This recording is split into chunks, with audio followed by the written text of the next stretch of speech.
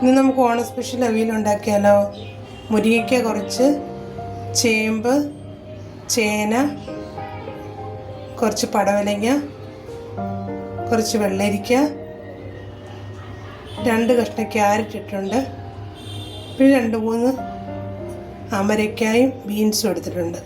ഇത്രയും വെച്ച് നമുക്കൊരു അവിയലുണ്ടാക്കാം. ഒരു ചട്ടി അടുപ്പത്ത് വെച്ചിട്ടുണ്ട്. അതിലേക്ക് നമുക്ക് അരിഞ്ഞ പച്ചക്കറികളെല്ലാം ഇട്ട് കൊടുക്കാം. ചട്ടി നമ്മൾ വൃത്തിയായി കഴുകിയെടുത്തിട്ട് ഈ അരിഞ്ഞ് വെച്ചേക്കുന്നതെല്ലാം ഇട്ട് കൊടുത്തിട്ടുണ്ട്. അതിലേക്ക് നമുക്ക് 1 സ്പൂൺ മുളക് പൊടി, 1/2 ടീസ്പൂൺ മഞ്ഞൾപ്പൊടി, കുറച്ച് വെളിച്ചെണ്ണ, 1 തണ്ട് കരിയാപ്പില എല്ലാം ഇട്ട് കൊടുത്ത് ഒന്ന് ഇളക്കാം.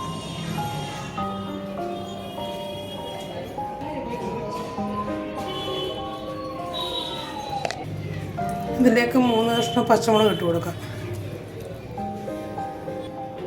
2 തണ്ട് കറിവേപ്പില,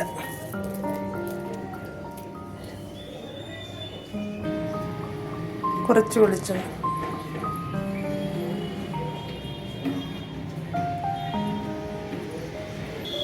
കുറച്ച് ഉപ്പിട്ട് കൊടുക്കാം.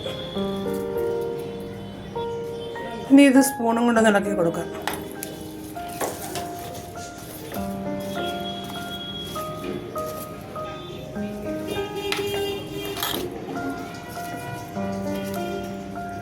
ഇനി 1/2 ഗ്ലാസ് വെള്ളം ഒഴിച്ച് നമുക്ക് വേവിക്കാം.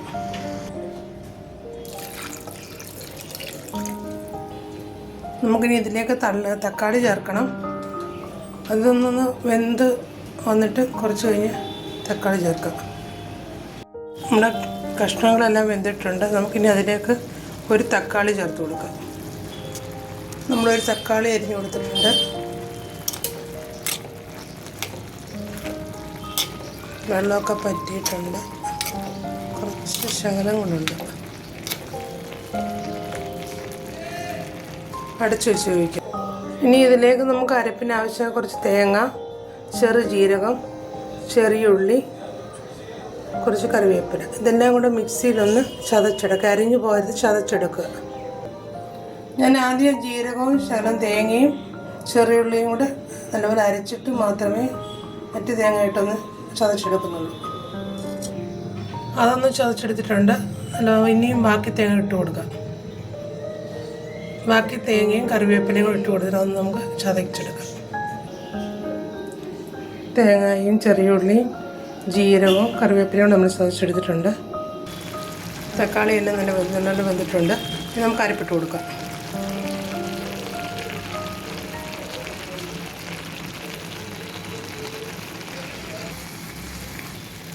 കുറച്ച് ഉപ്പ് നമ്മൾ മുമ്പ് ഇട്ടായിരുന്നു. അപ്പോൾ ഒന്നുകൂടെ ഉപ്പ് നോക്കിയിട്ട് ഉപ്പിനെയും കുറച്ച് ഉപ്പിട്ട് കൊടുക്കാം.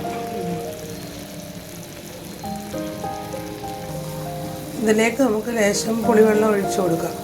തക്കാളിയുടെ പുളി കാണും, നല്ലൊരു ശകലം ഒഴിച്ചു കൊടുക്കാം.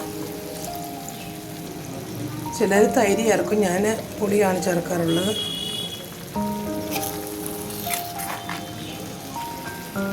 കുറച്ച് വെളിച്ചെണ്ണ ഒഴിച്ചു കൊടുക്കാം.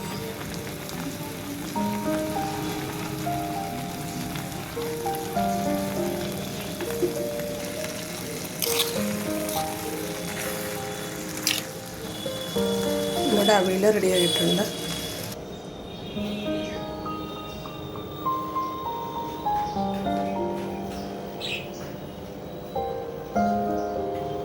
അപ്പോൾ അടുത്തൊരു വീഡിയോയുമായിട്ട് അടുത്ത ദിവസം കാണാം.